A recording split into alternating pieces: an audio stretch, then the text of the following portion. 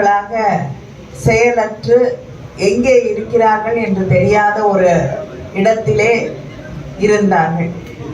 இப்பொழுது தனக்கு டெல்லியிலிருந்து ஒரு பலம் கிடைத்து விட்டதாக நினைத்து கொண்டு தமிழ்நாட்டுக்கு துரோகம் செய்து கொண்டிருக்கக்கூடியவர்களோடு கரம் கோர்த்து கொண்டிருக்கிறார்கள். இந்த தேர்தல் என்பது திராவிட முன்னேற்ற கழகத்தை ஆட்சி பொறுப்பிலே ஏற்றக்கூடிய தேர்தல் மட்டும் இல்லை. நம்முடைய முதலமைச்சர் தளபதி அவர்களுடைய 4 ஆண்டு சாதனைகளை எடுத்து சொல்லி வெற்றி பெறக்கூடிய தேர்தல் தான்.